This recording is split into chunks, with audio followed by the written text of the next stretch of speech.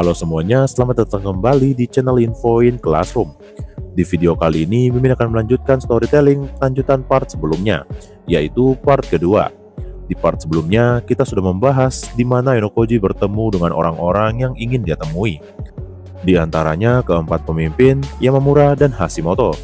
Dan di video kali ini, kita akan membahas lanjutannya. Sebelum mulai, bagi kalian yang belum subscribe, bisa bantu support dengan memencet tombol subscribe dan like. Dan bagi kalian yang udah support, Mimin ucapkan terima kasih. Nggak pakai lama, langsung aja ke storytellingnya. Pagi harinya setelah semalaman Enokoji berbicara melalui telepon dengan Sakayanagi.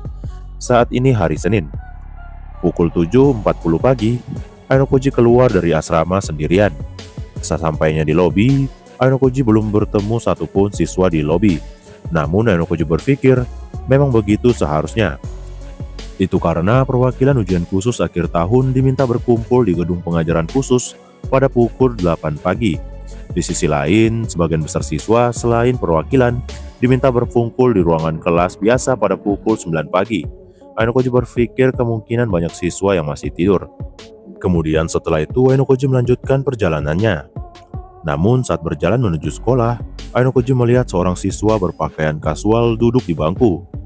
Melihat itu, Enokoji mendekatinya dan berkata, "Ini masih pagi sekali. Apa yang kamu lakukan di sini, Kiruin Senpai?" tanya Enokoji. Mendengar itu, Kiruin berkata, "Menunggumu. Sebelum kamu menghadapi ujian khusus akhir tahun, aku ingin bertemu denganmu." Kiruin mengatakan itu dengan tas di depannya. "Sepertinya Senpai akan pergi keluar," kata Enokoji. "Ya, bagi siswa kelas 3 sekarang, hanya tinggal menunggu upacara kelulusan dan masuk dunia luar. Aku juga tidak terkecuali. Aku sekarang sedang sibuk mencari tempat tinggal baru. Nagumo sangat memperhatikan gerakanmu. Dia penasaran seperti apa yang akan kamu lakukan di ujian khusus akhir tahun. Tapi dia tidak berniat bertemu denganmu. Jadi semua pengintaian diserahkan padaku," kata Kiruin. Mendengar itu, Enokoji merasa tugas yang diberikannya cukup merepotkan. Seharusnya menolaknya cukup mudah. Namun Kiruin yang melihat Enokoji hanya terdiam setelah mendengarkan kata-katanya. Kiruin berkata, "Tapi sepertinya kamu tidak perlu dikhawatirkan," kata Kiruin. "Apakah kamu mengkhawatirkanku?" jawab Enokoji. "Maaf, khawatir mungkin terlalu berlebihan. Hanya saja kamu selalu melakukan hal-hal di luar dugaan. Jadi, aku sangat menantikan hasil ujian ini." Mengatakan itu, Kiruin berbicara sambil berjalan, kemudian perlahan melambaikan tangannya dan pergi. Melihat itu, Enokoji berpikir Kiruin melakukan ini karena mempertimbangkan bahwa Enokoji harus pergi ke gedung pelajaran khusus jam 8. Setelah memikirkan itu, Enokoji melanjutkan perjalanannya ke gedung pelajaran khusus. Tak lama kemudian, Enokoji sampai di gedung pengajaran khusus. Enokoji melihat dua perwakilan kelas yang sedang menunggu di dekat pintu kelas. Ada juga orang dewasa yang jarang Enokoji lihat berdiri di samping. Enokoji berpikir biasanya ujian khusus diurus oleh guru sekolah. Enokoji merasa mungkin kali ini berbeda. Kemudian setelah itu Enokoji berjalan sedikit. "Selamat pagi, Kiyotaka." Hirata Yosuke menyapa Enokoji dengan senyuman yang tidak kalah dari senyuman gadis-gadis. Di sisi lain, Horikita tampak tidak senang karena Enokoji membuatnya menunggu. Melihat itu, Enokoji merasa suasana hati Horikita tampaknya tidak baik. Dengan situasi hati yang tidak baik, Horikita berkata, "Kamu datang terlambat. Kita yang terakhir." Mengatakan itu, nada suara Horikita sedikit meningkat dan ekspresinya juga menjadi kaku. Kemudian Enokoji yang mendengar itu berkata, "Selama tepat waktu, itu tidak masalah." "Itu benar. Baiklah, tidak perlu memikirkan hal kecil ini. Mari masuk," kata Horikita. Kemudian mereka bertiga masuk untuk melaporkan kehadiran perwakilan dari kelas B. Kemudian setelah mereka melaporkan keadaan kepada orang dewasa, Horikita membuka pintu kelas ujian. Di dalam kelas, para perwakilan dari setiap kelas sudah tiba. Totalnya ada 9 orang dari setiap kelas. Di sana terlihat Sakayanagi, Ruen, dan Ichinose yang hadir sebagai perwakilannya. Kemudian setelah itu Enokoji, Horikita, dan Hirata masuk ke ruangan itu. Beberapa orang di kelas itu menoleh untuk melihat rombongan Enokoji. Melihat itu, Ainokoji menilai mereka sedang memastikan siapa saja perwakilan dari kelas Horikita, terutama kelas Ichinose yang saat ini memandang perwakilan dari kelas Horikita. Ainokoji juga melihat Kanzaki yang selalu waspada padanya sebagai perwakilan. Melihat itu, Ainokoji berpikir setelah Kanzaki mendapatkan informasi sebelumnya, dia sudah siap dengan kemungkinan Ainokoji sebagai perwakilan. Karena itu, dia tidak terkejut. Namun Ainokoji menilai dia juga tidak menyambutnya dengan baik. Hal itu bisa disampaikan dengan jelas. Mengatakan itu, Ainokoji merasa tidak sulit membayangkan apa yang dipikirkan Kanzaki. "Jadi, kamu benar-benar terlibat ya?" kata Ainokoji yang membayangkan kata-kata Kanzaki akan seperti itu. Dan Ainokoji juga membayangkan akan menjawab, "Maaf, ada berbagai alasan di pihakku, jadi aku tidak bisa mempertimbangkan perasaanmu." Kemudian setelah itu, saat hendak menuju kursi kosong, Sakagami Sensei dan Hoshinomiya Sensei mendekat. Kemudian Sakagami Sensei memegang kotak putih sekitar 30 cm, bertuliskan 2B. Dan dia berkata, "Harap masukkan ponsel dan perangkat logam atau elektronik lainnya yang kalian bawa ke dalam kotak ini." Mengatakan itu, Sakagami sambil melihat ke arah kotak. Mendengar itu, Ainokoji pun mengeluarkan ponsel dari sakunya dan memasukkannya ke dalam kantong putih. Horikita dan Yosuke juga mengeluarkan ponselnya dan memasukkannya ke dalam kotak. Kemudian setelah itu, Sakagami berkata lagi, "Oke, jangan bergerak. Kalian akan melakukan pemeriksaan tubuh." Setelah Sakagami berkata demikian, Hoshinomiya memegang mesin. Kemudian dia memeriksa tubuh Ainokoji dari kepala hingga kaki. Kemudian setelah pemeriksaan Ainokoji selesai, giliran Horikita dan Yosuke. Saat pemeriksaan Yosuke, dia berkata, "Memang sangat teliti ya." Mendengar itu, Hoshinomiya berkata, "Maaf, ini instruksi dari sekolah." Oke, ketiganya lolos. Setelah dinyatakan tidak ada masalah, Sakagami Sensei mengangguk dan dia berkata, "Ponsel yang dititipkan akan dikembalikan setelah ujian selesai. Silakan duduk di kursi kosong dan tunggu." Mendengar itu, mereka bertiga duduk di kursi lipat yang tersisa. Di sana, Ainokoji melihat dengan jelas punggung para perwakilan. Untuk kelas Ichinose, perwakilannya adalah Ichinose, Hamaguchi, dan Kanzaki. Namun, saat Ainokoji memikirkan itu, Ainokoji melihat kelas Sakayanagi dan kelas Ruen memiliki pilihan yang tak terduga. Hal yang sama pun dirasakan oleh Horikita, hingga dia berkata, "Apa yang mereka rencanakan?" Yang pertama mengejutkan Horikita adalah perwakilan dari kelas Ruen. Selain Katsuragi, bahkan Ainokoji juga sedikit terkejut. Mereka semua terkejut karena melihat perwakilan yang dipilih oleh kelas Ruen adalah Nishino Takako. Ainokoji menilai untuk ujian khusus yang sangat mungkin menuntut kemampuan menyeluruh, memilih Nishino Takako itu jelas-jelas tidak memenuhi syarat. Ainokoji juga merasa setelah melihat Nishino tidak cocok dengan tempat ini. Terlihat bahwa dia tampak gelisah. Dari 3 perwakilan, diwajibkan memilih setidaknya 1 laki-laki dan perempuan. Dengan peraturan tersebut, Ainokoji tidak pernah membayangkan Ruen akan memilih Nishino. Memikirkan itu, Ainokoji terfikir akan kata yang cocok, mengambil langkah berani. Dan Hirata yang mendengar itu juga berkata, "Aku tidak menyangka Nishino yang dipilih. Kyotaka bisa melihat apa maksudnya?" "Tidak bisa.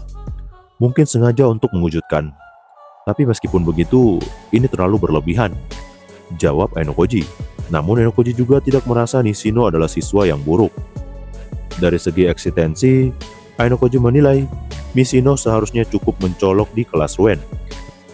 Dia bersikap tegas terhadap Ruen. Ainokoji juga menilai sikap tenang dan berani ini memang patut untuk dipuji. Namun, dari segi kemampuan menyeluruh, Ainokoji menilai masih ada siswa yang lebih baik, yang seharusnya dipilih mereka. Memikirkan itu, Ainokoji berkata, "Mungkinkah ada seseorang yang tidak bisa hadir karena sakit? Mungkin perwakilan awalnya memang orang lain. Dia menjadi pengganti. Tapi meskipun harus mengganti, apakah Nishino layak dijadikan pengganti?" kata Horikita. Mendengar itu, Ainokoji juga merasa jika berpikir secara normal, sangat aneh menjadikannya pengganti. Kemudian setelah itu dia berkata lagi, Aku sebelumnya berpikir hanya Shina yang mungkin dipilih. Apakah dia tidak bisa hadir? Kata Horikita yang memperkirakan Shina Hiyori yang akan dipilih sebagai perwakilan. Ainokoji yang mendengar itu berpikir, jika Hiyori tidak ikut karena sakit, maka ini masuk akal. Namun Ainokoji mencoba mempertimbangkan dari sudut lain dengan berkata, dalam kelas Rouen, sebenarnya sedikit sekali pion yang bisa digunakan di antara siswi. Meskipun kali ini ujian khusus hanya menyoroti perwakilan, tapi rekan satu kelas yang tersisa juga memiliki tugas penting. Memilih untuk meninggalkan Hiyori bukan sebagai perwakilan juga pilihan yang baik, kata Ainokoji. Benar, membagi kekuatan terbatas untuk digunakan juga akan menjadi pilihan, kata Horikita yang setuju dengan perkataan Ainokoji. Karena Horikita juga memiliki beberapa kandidat yang bisa menjadi perwakilan. Jadi menempatkan Kushida atau Matsushita sebagai cadangan juga masih cukup. Tapi kelas Rouen berbeda. Sangat sedikit siswa perempuan yang dapat dipercaya Rouen. Setelah memikirkan itu, Ainokoji berkata lagi, dan jika ini menjadi duel langsung antara perwakilan, kemampuan Hiyori mungkin tidak relevan, kata Ainokoji. Tapi Ainokoji menilai, tanpa mendengar jawaban jelas dari pihak Rouen, pemikirannya hanya spekulasi. Namun demikian, jika memang tujuannya itu, memilih Nishino sebagai perwakilan adalah perjudian, Ainokoji menilai ini mungkin menjadi beban bagi Rouen. Atau Ainokoji berpikir, mungkin maksud Rouen adalah, selama aku sebagai perwakilan, siapapun yang lainnya tidak masalah. Jika memang seperti itu, Ainokoji berpikir ini adalah provokasi kuat terhadap Sakayanagi. Di sisi lain, Ainokoji juga melihat Sakayanagi cukup aneh. Meskipun tidak setingkat Nishino, Ainokoji merasa masih ada keheranan. Yakini, memilih Kito Hayato sebagai perwakilan. Kito yang sebagai pengikut Sakayanagi, dalam hal posisi terpilih sebagai perwakilan tidaklah aneh. Namun dalam situasi dengan kemungkinan kecil ujian ini menuntut kemampuan fisik, Ainokoji berpikir apakah benar-benar perlu memiliki Kito yang ahli dalam olahraga? Namun, Ainokoji juga berpikir mungkin Sakayanagi sengaja tidak ingin orang lain mengetahui pemikirannya. Dengan memikirkan itu, Ainokoji berkata kepada hatinya, kalau bisa, aku benar-benar ingin bertanya kepada pemimpin setiap kelas mengenai alasan mereka memilih perwakilan. Tapi itu tidak mungkin. Saat Ainokoji memikirkan itu, muncul suara dari sebelahnya.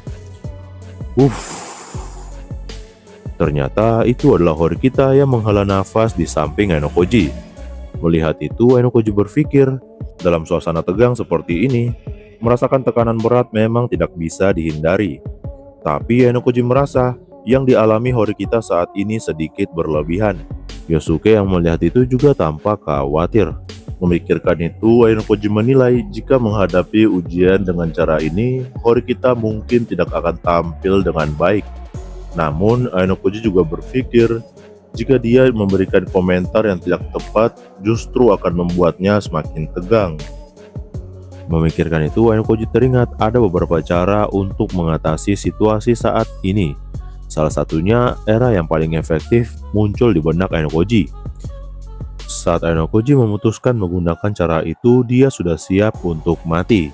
Kemudian, Ainokoji diam-diam mengulurkan tangan kanannya dan dengan penuh semangat menggelitik perut kiri Horikita. Merasakan itu, Horikita tiba-tiba melompat dari kursinya dan pada saat yang sama, suara seorang gadis yaitu Horikita bergema di kelas yang tenang dan sunyi. Para perwakilan yang sebelumnya menghadap ke depan sebagian besar berbalik untuk melihat apa yang terjadi. Melihat itu, Horikita dengan cepat berpura-pura tidak ada yang terjadi. Dan dia membalikan kepalanya dan menghindari tatapan aneh dari para perwakilan. Kemudian Horikita berbisik dengan keras pada Ainokoji. Apa yang kamu lakukan? Aku hanya ingin meredakan keteganganmu. Terasa lebih ringan kan? Jawab Ainokoji. Meskipun begitu, apakah perlu dengan cara seperti ini? Mengatakan itu, Horikita dengan suara pelan mengungkapkan ketidakpuasannya dengan ekspresi berlebihan. Kemudian Ainokoji berkata, aku ingin menambahkan sentuhan nostalgia sebagai bumbu. Ini untuk perhatianku yang khas. Perhatian seperti ini tidak diperlukan, jawab Horikita. Kemudian setelah itu para perwakilan lain sudah tidak melihat ke arah Horikita lagi. Dan Yosuke yang melihat Horikita mengeluh pada Ainokoji tampak kebingungan, tapi Yosuke juga senang melihat situasi ini. Dan akhirnya suasana di dalam ruangan berubah. Kemudian setelah itu, seolah mengumumkan dimulainya ujian khusus, Mashima Sensei dan Cabashira Sensei muncul di ruangan kelas. Melihat itu, Ainokoji berkata pada Horikita yang masih tampak kesal pada Ainokoji, "Lihatlah, lebih baik tenang." Mendengar itu, Horikita berkata, "Ingat ini, aku akan membalasmu nanti." Mendengar itu, Ainokoji berkata dalam hatinya, "Dengan begini, meskipun menarik cukup banyak kebencian, Horikita jadi bisa berkonsentrasi mendengarkan penjelasan." Kemudian setelah itu, para wali kelas setiap kelas tahun kedua berkumpul bersama. Salah satunya wali kelas A, Mashima Sensei. Melangkah maju dan setelah beberapa saat Mashima berkata, "Aku Mashima, yang akan menjelaskan ujian khusus akhir tahun kali ini. Meskipun masih pagi, karena waktunya terbatas, kami akan mulai persiapan awal untuk ujian khusus.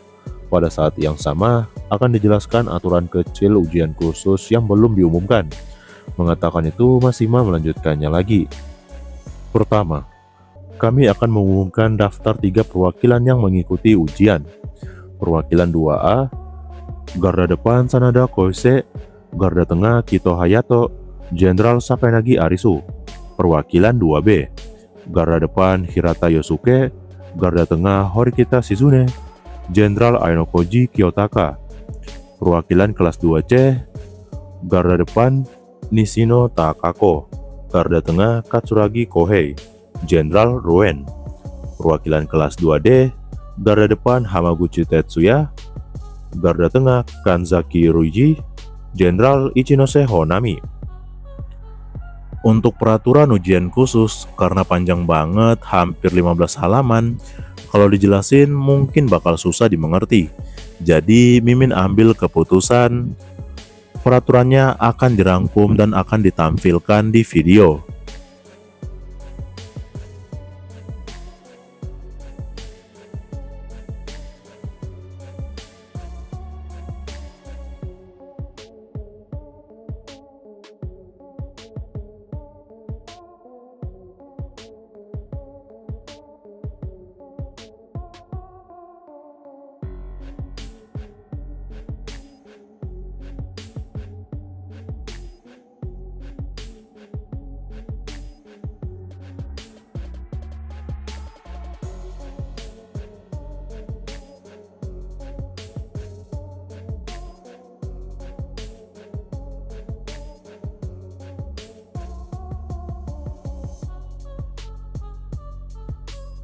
Itulah penjelasan dari ujian ini.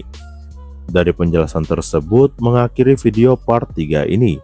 Jika kalian suka, kalian bisa support Mimin dengan like, komen, dan subscribe. Dan sampai jumpa di video berikutnya.